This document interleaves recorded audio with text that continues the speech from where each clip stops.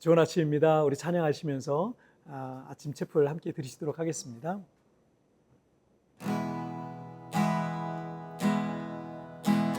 주 앞에 엎드려 경배합니다. 오직 주께 주 경배합니다.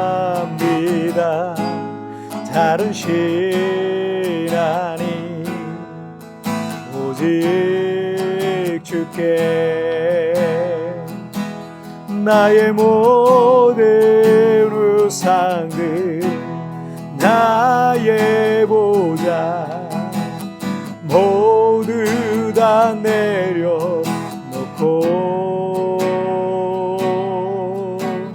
주 앞에 엎드려 경배합니다.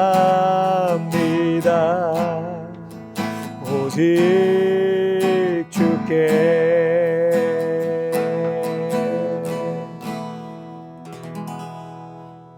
아멘. 자, 우리 같이 기도하시겠습니다. 살아계신 하나님 아버지 감사합니다. 오늘도 하나님 앞에 예비하며 이 아침을 시작합니다. 매일 하나님의 말씀에 내 마음을 비춰보고 하루하루 살 때마다 하나님 말씀에 우리의 삶을 세워가는 그런 하루하루가 될 수 있도록 주님 도와주옵소서. 오늘도 주께서 말씀하시고 은혜 내려주실 걸 믿사오며 예수님의 이름으로 기도하옵나이다. 아멘.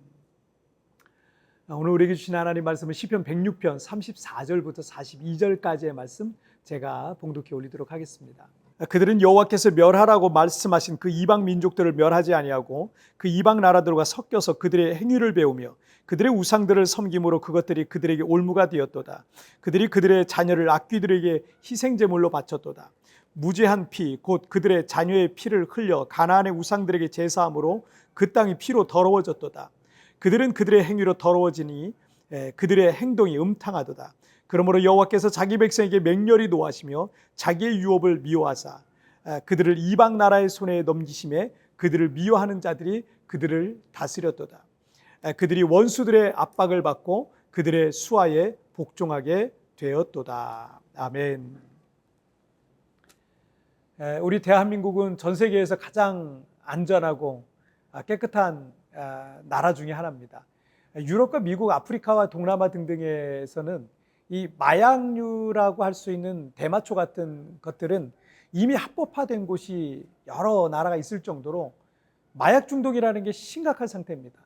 더 강한 마약들을 하도 많이 하니까 정부에서 아예 대마초 정도는 그냥 허용을 해줘 버리는 거예요.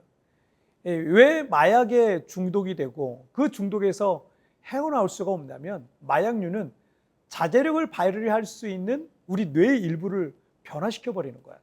그래서 만약 마약류를 중단하면 우울증이라든지 불안, 불면증을 비롯해서 신체적이고 정서적인 어떤 금단 현상으로 고통스러워서 막 죽을 것 같은 겁니다.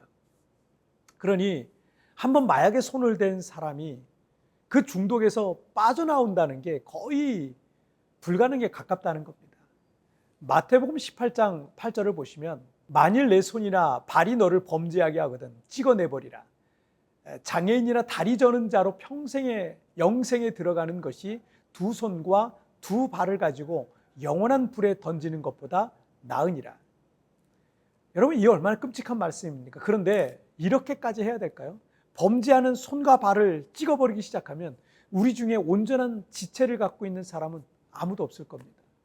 그런데 예수님께서 왜 이렇게까지 심각하고 끔찍하게 그리고 강하게 말씀을 하셨을까요? 죄라는 것은 그 손이 잘려 버려지지 않으면, 그 눈이 뽑혀 사라지지 않으면 끊어버리기가 거의 불가능에 가깝기 때문입니다.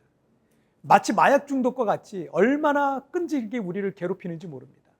더 이상 나와 관계가 없을 것 같은 그 죄가 어느 날 보면 또 쓱 다가와 있고 나도 모르게 그 죄의 달콤함에 빠져 있는 겁니다. 시편 106편 34절과 35절을 보시면 그들은 여호와께서 멸하라고 말씀하신 그 이방 민족들을 멸하지 아니하고 그 이방 나라들과 섞여서 그들의 행위를 배우며 하나님께서 이스라엘 백성들을 출애굽시키시고 모세를 통해서 모세오경이라고 하는 하나님의 율법을 그들에게 주셨습니다. 그런데 하나님께서는 그들이 가나안 땅에 들어가기 전부터 특별히 경고하고 명령하신 것이 하나 있었습니다. 그것은 가나안 땅의 이방 족속들을 모두 멸하라. 그들과 혼인도 하지 말라라는 거였습니다. 왜냐하면 그들이 그렇게 될 때 하나님의 백성들인 이스라엘 백성들이 이방 민족의 풍속을 따르게 되고 그들의 문화를, 죄의 문화를 따르게 되고 그들의 우상을 섬기게 될 것이 100% 분명했기 때문이었습니다. 36절을 한번 보시면 그들의 우상들을 섬김으로 그것들이 그들에게 올무가 되었도다.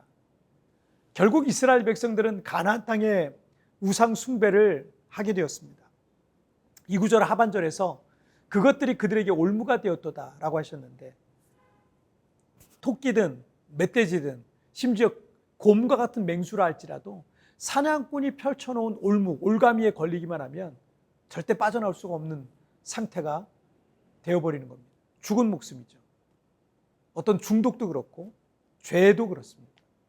그래서 오늘 본문 37절부터의 내용을 보면 우상의 그 제사 의식 중에 우상에게 자기 자녀를 희생제물로 바치기도 하고 하나님께서 주신 약속의 땅이 가나안을 우상의 피로 더럽혔던 그 이스라엘 백성들을 볼 수 있습니다. 그래서 하나님께서는 그들을 향해 크게 진노하셨고 41절과 42절에 의하면 이스라엘은 망해서 이방 여러 나라의 손에 넘겨져 종이 되었다라는 겁니다. 죄라는 것이 이런 특징이 있는 겁니다. 여러분이 어떤 죄에 빠지기 시작하면 그 죄는 여러분을 종으로 삼을 겁니다. 그래서 그 죄가 여러분에게 시키는 대로 할 거예요. 여러분은 처음엔 그 죄에 달콤하게 빠져서 내가 그것을 이용하는 것처럼 느끼지만 어느 순간 그 죄가 여러분을 종으로 부리고 있다는 것을 느끼게 될 거예요.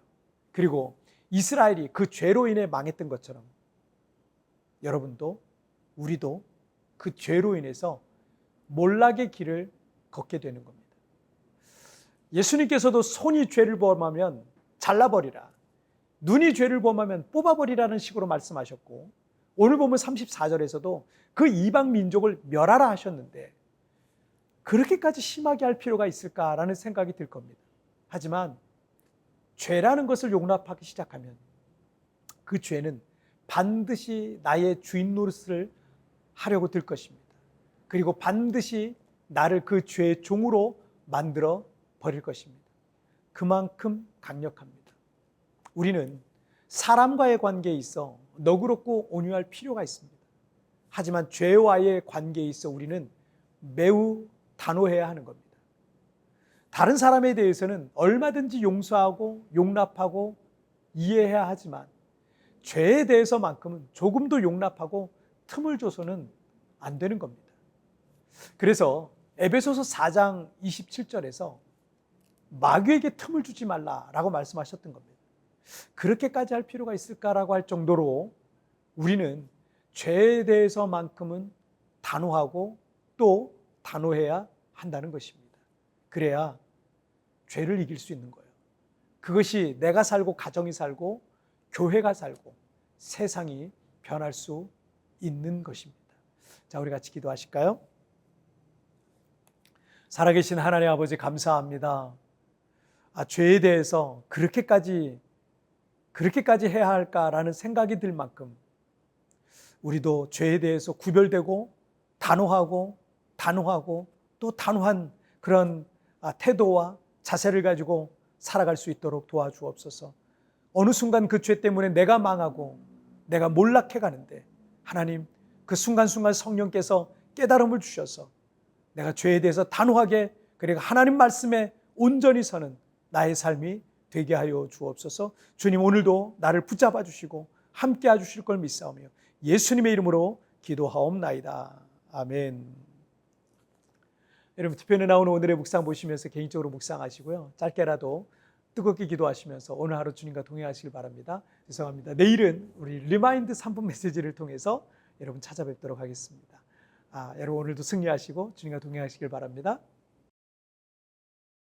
그렇게까지 심하게 할 필요가 있을까라는 생각이 들 겁니다. 하지만 죄라는 것은 용납하기 시작하면 그 죄는 반드시 나의 주인 노릇을 하려고 들 것입니다. 나는 죄에 대해서 얼마나 단호하게 반응하고 있습니까?